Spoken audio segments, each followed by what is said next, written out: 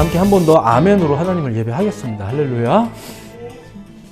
자, 오늘도 이 자리에서 혹은 또 각자의 자리에서 영상으로 데일리처치의 말씀을 함께 나누는 우리 모든 예배자분들 예수님의 이름으로 환영하고 또 축복해 드립니다. 자, 오늘 우리가 함께 나누려는 이야기는 최근 저희가 계속 묵상하고 있는 열왕기상의 내용 중 한 부분입니다. 매일 묵상글을 제가 이제 보내드리고 있는데 사실은 그 제한된 지면 때문에 또 충분히 설명할 수 없는 부분도 좀 있고 또 오늘 우리가 이제 좀 진지하게도 살펴봐야 될 부분이 있기 때문에 이제 오늘은 바로 그 이야기를 좀 깊이 나누어 볼까 합니다. 자, 이스라엘이라는 나라는 솔로몬 왕조 이후에 두 개의 국가로 갈라지게 되죠. 북쪽 10개 지파와 남쪽 2개의 지파로 해서 이게 두 나라로 갈리게 됩니다. 이제 여기부터 얘기를 좀 시작해 봅시다.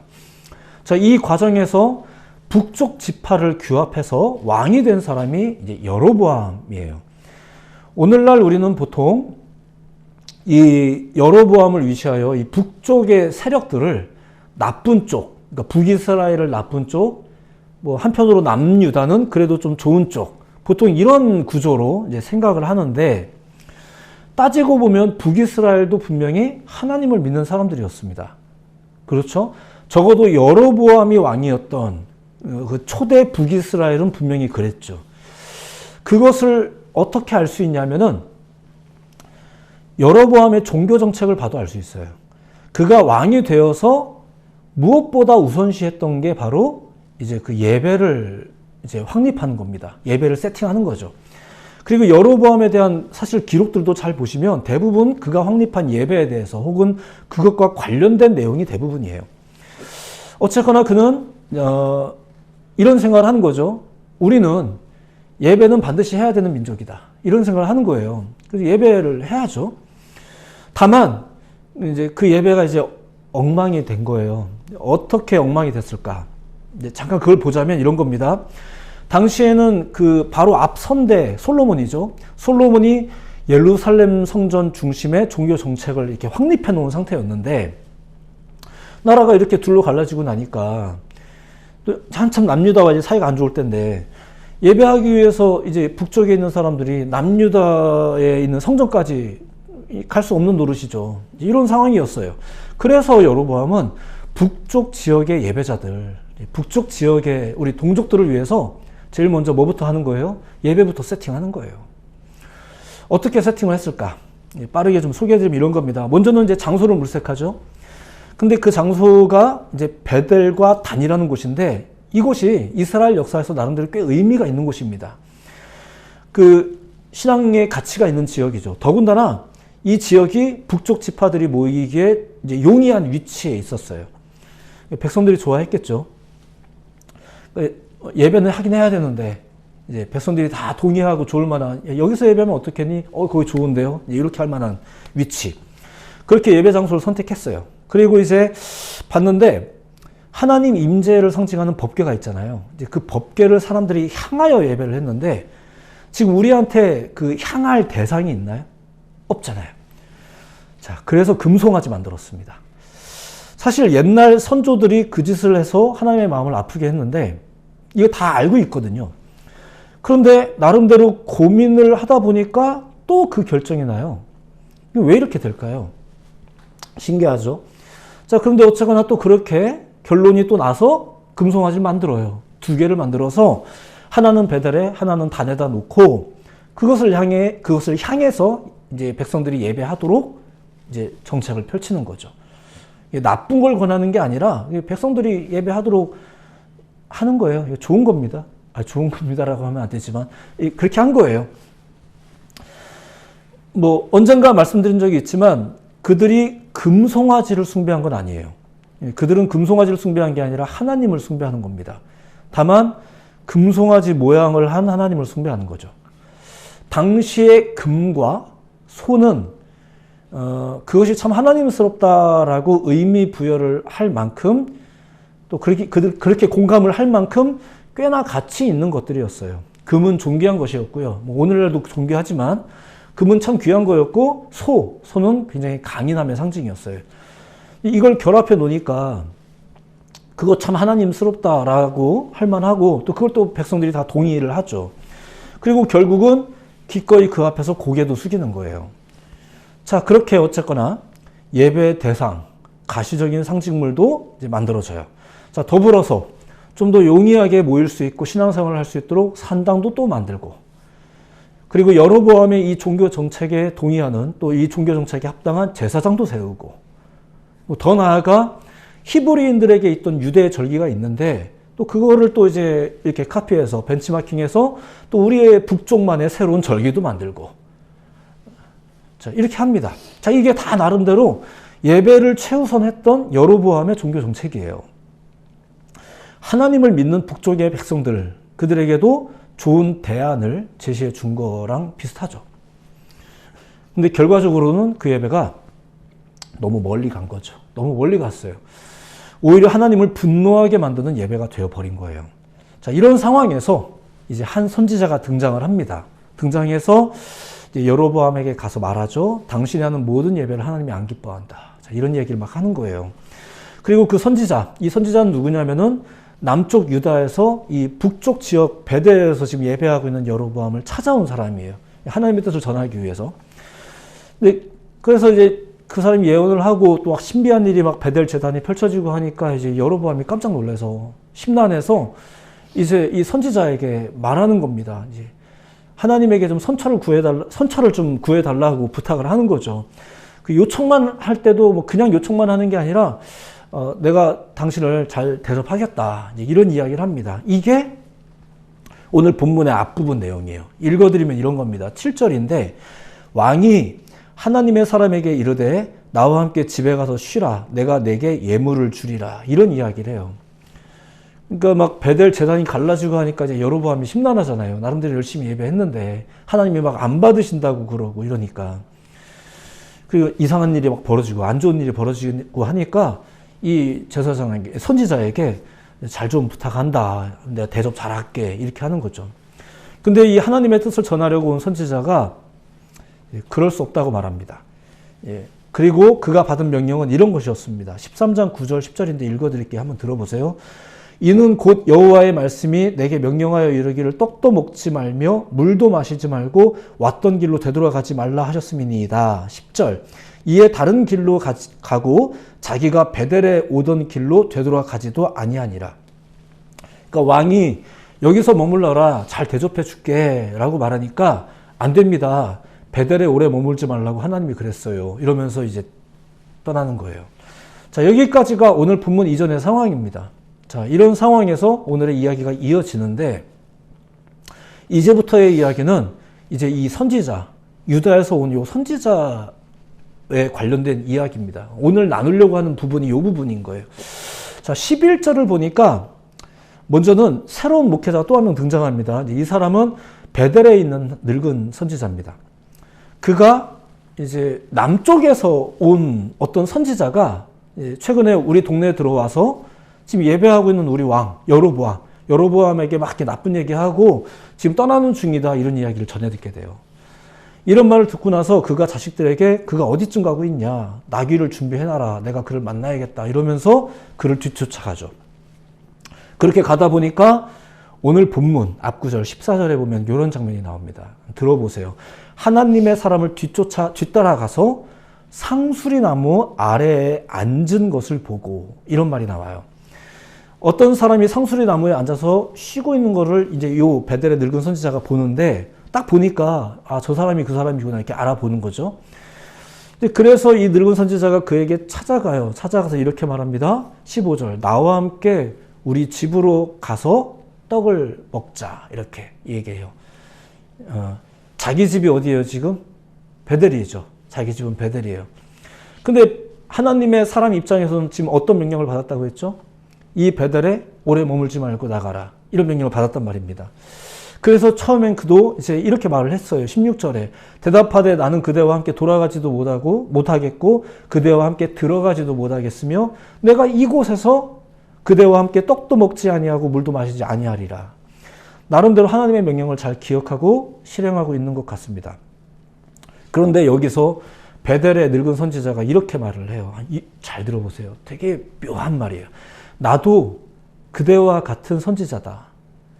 천사가 여호와의 말씀으로 내게 이르기를 그를 내 집으로 데리고 들어가서 그에게 떡을 먹이고 물을 마시게 하라 하였느니라. 이런 말을 해요. 자기도 선지자래요. 그리고 너를 섬기는 게 하나님의 뜻이다 라고 말을 했어요. 자, 그런데 오늘 본문은 그의 말을 뭐라고 명시하냐면은 18절 후반부에 보면 이는 그 사람을 속임이라 이렇게 말해요. 거짓말이란 얘기죠. 지금 이 사람이 하는 말이 거짓말이래요. 물론 그 사람이 선지자다라는 말은 맞는 말 같아요. 베델의 선지자니까. 정말로 그의 신분은 선지자입니다. 베델의 선지자. 그런데 여로보암의 종교 정책을 따르는 베델의 선지자예요. 자, 똑같은 목회자인 것 같지만 진짜 똑같은 목회자는 아닌 거죠. 어쨌거나 그가 자기 신분도 선지자라고 하고 그의 말도 선한 것 같으니까 결국은 어떻게 돼요? 19절. 이에 그 사람이 그와 함께 돌아가서 그의 집에서 떡을 먹으며 물을 마시니라. 속아서 넘어간 거예요. 오늘날 이단 종파에 있는 분들이 이런 말을 가끔 하세요. 우리도 하나님 믿어요. 다 같은 교회예요. 다 같은 교회. 이렇게. 심지어는 저도 신학하는 사람이에요. 이런 말 저도 많이 듣습니다. 동질감으로 이야기를 많이 하세요. 이게 참 헷갈리고 또 굉장히 속기 쉬운 말이죠. 오히려 믿는 사람들이, 사명자들이 더 잘 속아요. 이건 심지어는 교회 안에서도 마찬가지입니다. 저 역시 과거에 많은 목사님들에게 오 목사 이렇게 하는 게 하나님의 뜻이야 이런 말 참 많이 들었거든요. 물론 저를 아껴주시는 그분들의 마음은 제가 분명히 알아요. 분명히 아는데 참 고마운 분들이셨어요. 하지만 이게 하나님의 뜻이야 라는 말은 이게 참 묘합니다. 이게 참 헷갈리는 말이에요. 저희가 하나님의 뜻이라는 걸 거부하는 건 아니에요. 하지만 이게 참 묘한 게 있어요. 그리고 지나고 나서 분명히 알게 되는 것은 그냥 아니었습니다. 자, 오늘 본문도 보니까 하나님의 명령을 받아서 사명을 수행하는 그 사람, 이 유다에서 온 사람조차 헷갈려요. 자기랑 신분이 같다는 말에, 그리고 또 그의 친절함 앞에서, 그리고 하나님의 뜻이라는데 헷갈리죠. 결국은 속아요. 그리고 결국은 하나님이 하지 말라고 하던 일을 하게 됩니다. 하나님이 괜찮다고 했다니까. 하나님이 저 사람에게도 그렇게 나타나셨다고 하니까 그렇게 하게 되는 거예요. 이게 오늘 본문의 이야기입니다. 강력한 미혹이 있었죠. 이 사람은 이제 왜 이 미혹에 빠질까? 자, 이제 이 부분도 한번 봅시다. 두 가지 미혹이 있었는데 잠시 후에 다시 정리하겠지만 이 미혹함에 빠지기 전에, 이 강력한 미혹에 빠지기 전에 또 이제 이런 부분을 볼 필요가 있어요. 지금 그는 임무 수행을 하려고 남유다에서 북쪽 이스라엘에 있는 베델에 온 사람이에요. 남유다 선지자가 최근에 이제 동족의 분쟁을 일으키고 북이스라엘의 왕이 된 이 여로보암을 만나겠다고 지금 여기 적진에 가는 건데 이게 쉬운 일이 아니죠. 나름 긴장도 되고 각오도 남달랐을 거예요. 물론 이 명령에 순종하는 것 자체가 참 대단한 일이죠. 그런 그가 임무를 다 수행을 했습니다. 잘했어요. 수행 잘했고 전하라고 한 말 잘 전했어요. 자, 그런데 오늘 본문의 이야기를 잘 분석해보면 그의 마음이 흐트러져요. 그것을 짐작할 수 있는 구절이 바로 앞서 읽어드렸던 내용 중에 이런 내용입니다. 상수리 나무 아래에 앉은 것을 보고 이런 말이 나와요. 왜 거기 앉았을까요?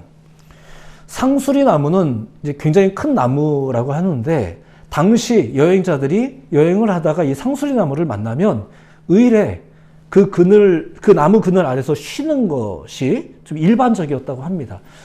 이제 안 쉬면 안 된다 이런 맥락보다도 우리가 그걸 보면은 그렇게 하고 싶어지는 대상들이 있잖아요. 마치 지나가다가 하나도 배가 안 고픈데 유명한 맛집 앞을 지나가면 괜히 들어가서 또 나도 한번 먹고 싶고 이렇게 반응하게 만드는 것들이 있단 말입니다. 당시에 상수리나무라는 것이 그런 것이었었어요. 상수리나무가 있으니까 사람들은 보통 안 피곤해도 잠깐 밑에 가서 멈춰서 쉬고 가죠. 커피 한잔 하고 가고 이렇게 하는 거예요. 지금 이 하나님의 사람은 그 상수리나무 아래에서 남들 다 하는 것처럼 앉아서 잠깐 쉬는 거예요. 남들 다 하는 건데 어떻겠어요. 하지만 우리가 보는 것은 이런 거죠. 다시 말씀드리지만 이것은 어쩌면 여행자로서의 당연한 특권일 수 있어요. 그리고 상식적인 일일 수 있어요. 쉴 수 있죠. 그게 뭐가 잘못이겠습니까? 하지만 앞선 이야기에 따르면 당시 저주와 혐오의 장소로 변질되고 있었던 그 베델, 이 베델은 계속 말씀드리지만 하나님께서 머무르지 말라고 했던 곳이에요. 빨리 벗어나는 게 능사예요. 이게 상수리 나무가 아니라 뭐 그 어떤 맛집이라도 그냥 빨리 지나치는 게 맞아요. 바쁜데 이건 좋은 거니까 그래도 잠깐 멈춰가자라고 할 게 아니라 바쁘면 빨리 가야죠. 그냥 지나가야죠. 자, 그런데 그가 지금 상수리 나무에 앉아 있었던 거예요. 그러니까 미혹하는 자가 쫓아와서 따라잡죠. 물론 진짜 중요한 사명은 일단 완수를 했어요. 완수한 겁니다. 그리고 실제로 아마 많이 힘들기도 했을 것 같아요. 긴장도 좀 풀렸겠죠. 제가 어제 포항에서 주례를 하고 왔거든요. 요즘 결혼 예식의 포맷 때문에 어쩔 수 없게도 주례가 굉장히 짧습니다. 그런데도 어찌나 그게 신경이 쓰이고 집중이 되던지 그 주례 자체가 긴장되는 것도 뭐 없진 않지만 어떻게 축복할까? 무엇으로 저들을 축복할까? 이 정말 짧디 짧은 이 시간 안에 전날 미리 만나서 깊은 이야기도 나누긴 했지만 너무나 짧은 이 시간에 주례를 통해 이 축복의 말씀을 어떻게 전할지 이게 너무 버거운 거예요. 잠이 안 와요. 밥도 못 먹겠고 그렇게 하고 나서 주례를 마치고 나오는데 뭐 뭘 해도 아쉬운 시간이 지난 거죠. 근데 안도감도 있더라니까요. 이제 끝났다. 이 짧은 시간인데 안도감도 막 밀려오고 밥도 못 먹었고 기도하면서 그 짧은 주례를 준비했는데 마치고 나니까 엄청 배가 고픈 거예요. 나와서 무조건 햄버거부터 사가지고 그거 먹으면서 운전하면서 어째 올라왔어요. 사실 평소의 예배도 좀 비슷해요. 어떻게 여러분들은 보신지 모르겠지만 예배가 끝나고 나면 저는 그렇게 배가 고파요. 엄청난 피로가 막 몰려오더라고요. 하나님의 그 냉혹한 경고, 이게 사실 쉬운 게 아닌데 그 냉혹한 경고를 전하러 거기에 갔다가 임무는 완수를 잘 했는데 돌아가는 길에 있는 이 선지자도 조금은 흐트러졌던 것 같아요.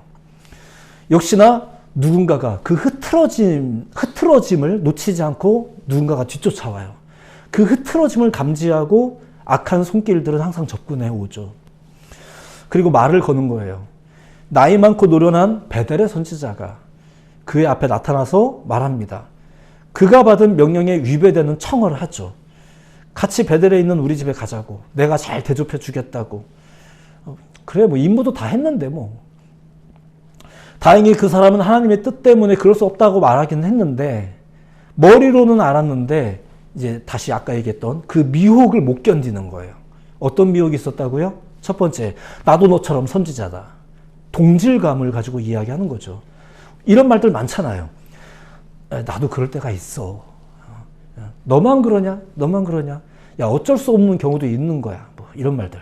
우리도 누군가를 회유할 때 혹은 회유를 당할 때 이런 말 많이 듣고 많이 사용하죠.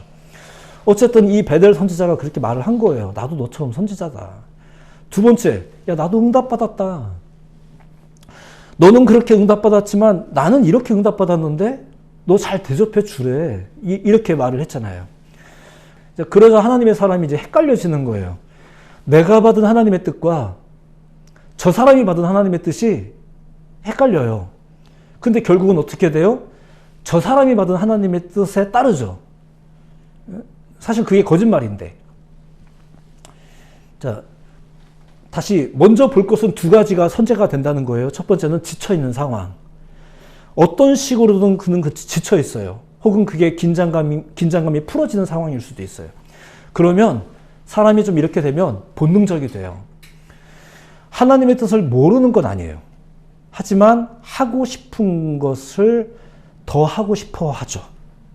네, 하고 싶은 걸 더 하고 싶어 해요. 하나님의 뜻을 모르는 건 아니에요. 예배해야 된다는 걸 모르는 건 아니에요. 이거 잘못된 건데. 이걸 모르진 않아요. 근데 지쳐있으면 혹은 긴장감이 풀려있으면 하고 싶은 게 더 하고 싶어져요. 가면 안 되는데 하면서도 따라가는 거죠. 우리도 자주 그러잖아요. 지금 하나님의 사람이 그랬다는 거예요. 몸도 마음도 건강해야 돼요. 그래야 하나님의 뜻을 순전하게 따를 수 있습니다. 둘째는 임무가 완수된 상황이라는 게 있어요. 지금의 상황은 하나님의 선지자가 임무를 다 수행한 후의 상황입니다. 이때 사역자들이 많이 흐트러져요. 월요일 날 죄 짓는 현상. 주일 날까지는 긴장했는데 월요일 날 죄 짓는 현상. 예배 잘 드리고 나서 우리 일반 성도님들도 다 마찬가지예요. 예배 잘 드리고 나서 바로 다음 날 월요일에 흐트러지는 경우 많죠. 요요라는 게 왜 와요? 다이어트 열심히 한 다음에 아니 열심히 한 만큼 요요가 더 와요. 뭐 이렇게 그런 걸 보통 요요라고 하죠. 긴장 풀고 먹는 거예요. 지금 그는 맡은 사명을 잘 감당하고 다 끝났다. 이제 하던 일 하러 가자. 이제 이런 상황이었잖아요. 그 사명을 감당할 때에는 얼마나 긴장하고 그 일을 했겠어요. 근데 그게 다 끝나고 난 이후 이제 뭐 다 끝났는데 괜찮겠지 뭐 이렇게 되는 거죠. 바로 이런 상황에서 두 가지 큰 미혹이 다가온 거예요. 첫 번째 동질감, 두 번째 하나님의 뜻. 동질감, 하나님의 뜻. 이게 얼마나 복된 것들입니까? 그런데 거기에 거짓이라는 이게 조미료가 뿌려지니까 이게 엄청 위험한 게 되더라고요. 더군다나 그렇게 위험한 것이 연약한 우리의 상태 혹은 안일해지는 상황에 접근해 온다면 놀랍게도 우리는 그걸 잘 분별하지 못하고 넘어지게 되죠. 나름대로 고민은 하는데 결국은 왔던 길로 되돌아가는 거예요. 오늘 본문에서 하나님의 선지자가 그렇게 됩니다. 그 이후에 어떻게 되었는지 그건 오늘 아침 묵상에 담아서 소개해 드렸어요. 이제 한번 그걸 다시 읽어보시면 좋을 것 같아요. 오늘 여기까지의 내용만 좀 보면서 말씀을 이제 줄이려 합니다.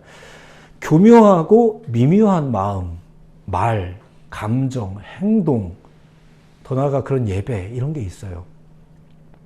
교묘하다라는 말은 솜씨나 재치가 있고 약삭빠르다 이런 말이에요. 그래서 이게 뭐 좋을 때 사용되기도 하고 나쁠 때 사용되기도 하는데 사실 세상에서 살아가는 데는 꽤 쓰임새가 있는 단어입니다. 교묘하다. 또 미묘하다라는 말도 있죠. 뚜렷하지 않고 야릇하다 뭐 이런 뜻입니다. 이거는 좋게도 나쁘게도 여겨질 수 있지만 어쨌거나 이 세상에서는 꽤 필요한 또 그런 표현인 것 같기도 해요. 그런데 이 교묘함과 미묘함은 하나님의 뜻과 사람을 고장내는 데는 굉장히 탁월한 기능입니다. 거짓의 산물과도 같죠.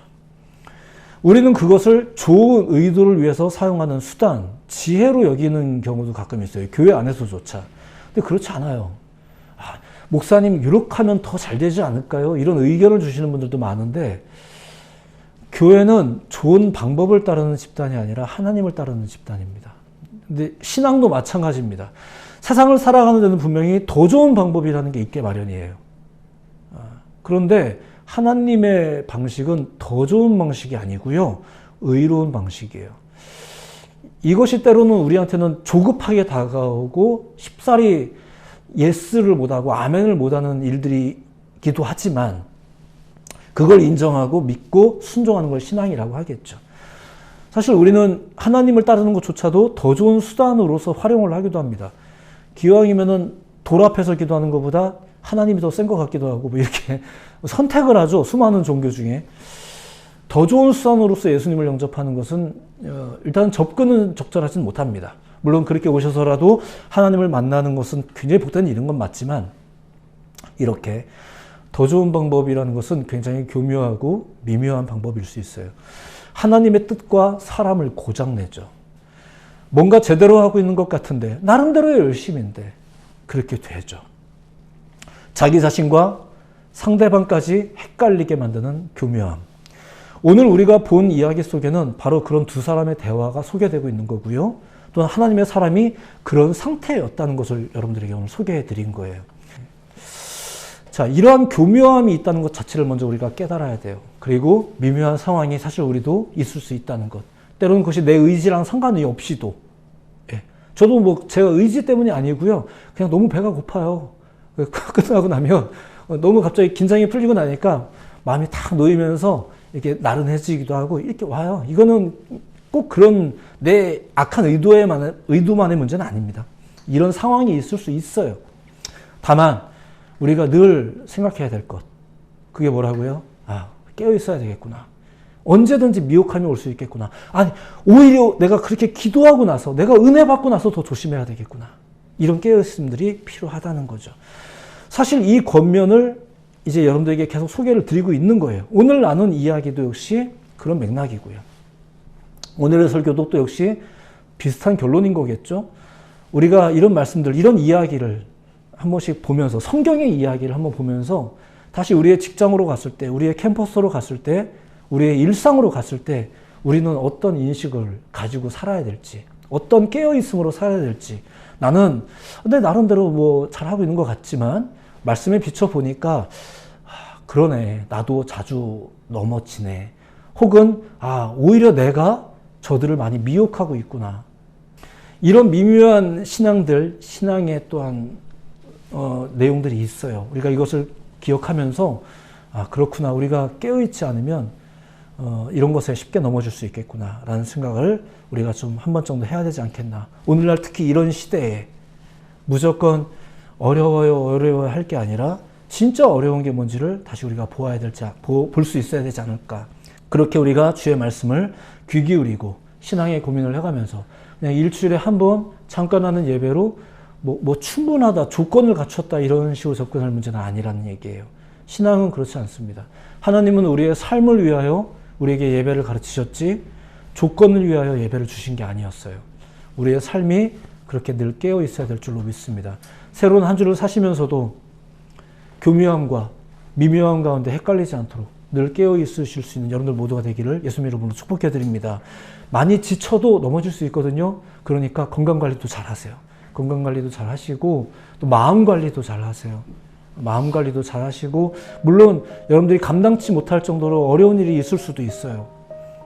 하지만 하나님께서 함께 하시고 도우실 것입니다. 우리가 그 믿음을 가지고 늘 하나님을 신뢰하며 기도하며 말씀을 가까이 하면서 살아갈 때 하나님께서 여러분들의 또 새로운 한 주도 도우실 것을 믿으며 예수님의 이름으로 여러분들의 삶을 응원하며 축복해 드립니다. 기도하겠습니다.